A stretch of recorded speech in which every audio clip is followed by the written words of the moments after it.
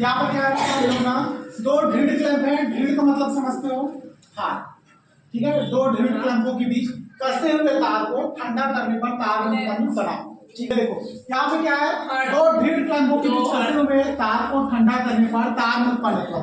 ये देखो ये आपका तार है, ठीक है।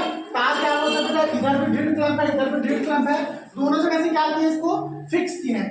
पहले के केस में क्या करते थे, तार को खींचते थे, ठीक है। खींचने पे क्या होता है, तार खींचोगे उसकी लंबाई में परिवर्तन करोगे, मतलब तार क्या होता है, गर्म होता था, खींचने पे गर्म होता था नहीं। आप क्या कर रहे हैं, दोनों जगह से जोड़ दिए तार को और इसको क्या कर रहे हैं, बहुत ज्यादा ठंडा कर रहे हैं, ठीक है। तो ठंडा करने पे क्या होता है, कोई भी चीज सिकुड़ता है कि नहीं सिकुड़ता है, तो उस कंडीशन में बात करें तो ढीढ़ क्लैंपों के बीच कसे हुए तार को ठंडा करने पर उत्पन्न तनाव, ठीक है। खींचने पर भी किसी वस्तु में तनाव होता है बेटा, ठीक है, और ठंडा करने पर भी किसी वस्तु में क्या होता है, तनाव होता है। दोनों कंडीशन में तनाव होता है। बहुत ज्यादा ठंड लगती है हमें, तब भी हम क्या करते हैं, अपने बॉडी को अंदर की तरफ सिकुड़ते हैं, और बहुत ज्यादा गर्मी लगती है तो क्या करते हैं, बॉडी को ओपन करने की कोशिश करते हैं, ये हटा दो वो हटा दो, बहुत ज्यादा गर्मी लगती है, ऐसा लगता है।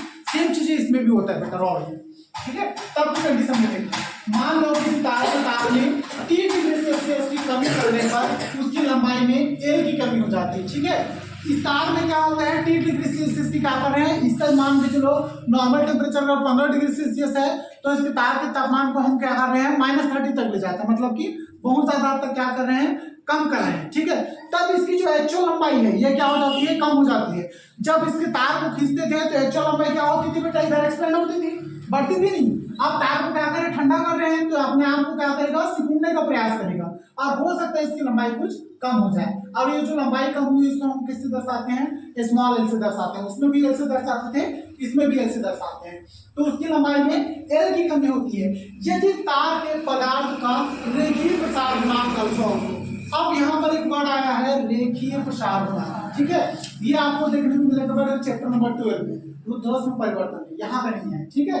तो रेखीय प्रसार गुणांक इक्वल टू होता है लंबाई में परिवर्तन अपॉन प्रारंभिक लंबाई इंटू तार का परिवर्तन, ये वहां का है, ठीक है। तो जब वहां आएगा तब पढ़ाऊंगा, इसको बस यहीं से ले लो और यहीं से स्टार्ट। रेखीय प्रसार गुणांक इक्वल टू कितना होता है, लंबाई में परिवर्तन अपॉन प्रारंभिक लंबाई इंटू ताप में परिवर्तन। अब मुझे बताओ यहाँ पर रेखीय प्रसार गुणांक तो अल्फा से दर्शाए, लंबाई में परिवर्तन किससे दर्शा रहे हो, एल से, प्रारंभिक लंबाई को किससे दर्शा रहे हो, कैपिटल एल, और ताप में परिवर्तन किससे दर्शाएंगे, टी से, ठीक है। तो अल्फा इक्वल टू कितना हो गया बेटा, आपका इतना मान हो गया।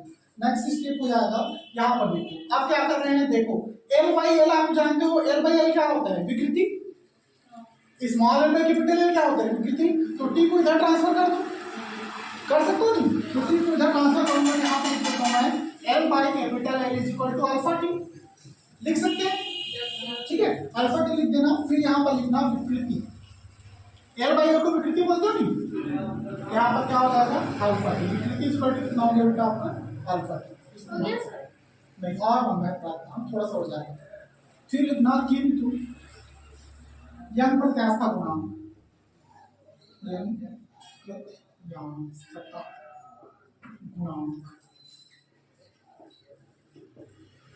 यहाँ प्रत्यास्था गुणांक y इक्वल टू कितना जानते हो आप, प्रतिबल बटे विकृति जानते हो ना, प्रतिबल बटे कितना होता है, जानते हो। यहाँ प्रत्यास्था गुणांक कब से पढ़ के बैठे हो, अभी नहीं पढ़ रहे हो, ये चैप्टर खत्म होने वाला है, ठीक है। y इक्वल टू कितना है, प्रतिबल बटे विकृति। चलो आप क्या लिख सकते हैं, प्रतिबल इज इक्वल टू, देखो प्रतिबल इज इक्वल टू मैं क्या लिख सकता हूँ बेटा, विकृति को इधर ट्रांसफर कर दो तो क्या हो जाएगा, प्रतिबल बराबर y इंटू विकृति हो जाएगा नहीं, ठीक है। यहाँ पर क्या लिख सकते हो, y इंटू विकृति, ठीक है। चलो आप देखो y इंटू विकृति क्या है आपके पास, क्या है, अल्फा टी है कि नहीं है, विकृति देखो यहाँ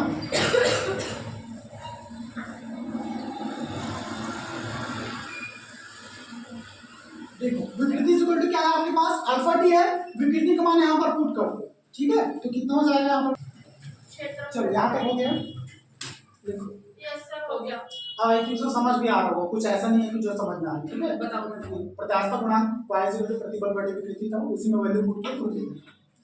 नेक्स्ट बात करते हैं हम लोग अब प्रतिबल के बारे में। कैसे प्रतिबल का अलग दिया, प्रतिबल इक्वल टू कितना होता है, बल बटे क्षेत्रफल। प्रतिबल की इक्वल टू क्या लिख सकते हो आप लोग, F बाई ए लिखते लिखते हो, एफ बाई ए लिखते हो नहीं, बल बटे क्षेत्र। एफ क्या है बेटा, बल है, प्रत्यानयन बल है, और ए क्या है, क्षेत्रफल है। ठीक है, तो देखो एफ बाई ए आपके पास है, तो यहाँ पर वैल्यू पुट कर देना इसका डायरेक्ट, क्या हो जाएगा, यहाँ पर लिखोगे क्लैंप को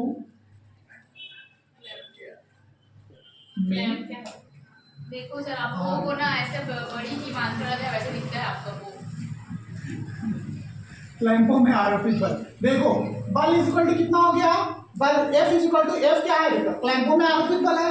ठीक है, जिसको आप लोग प्रत्यानयन बल बोलते हो, यहाँ पे क्या बोलेंगे, क्लैंपों में आरोपित बल।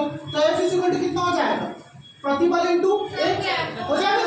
ठीक है, यहाँ पर हम अभी तो बताया था ये प्रार्थना, बोर्ड में ध्यान नहीं रहता है।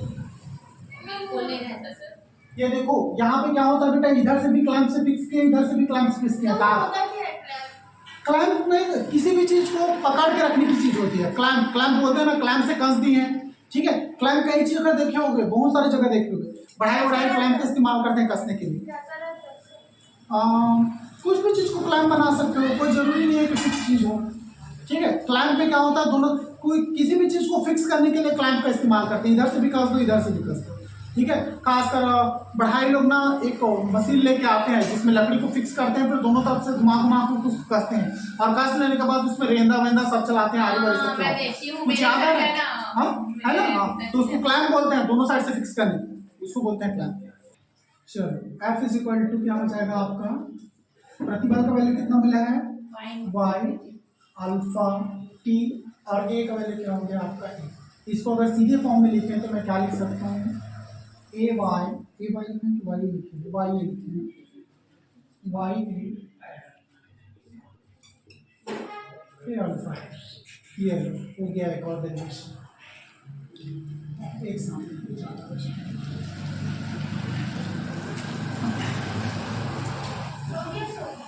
हो गया प्रार्थना। ठंडी लग रहा है।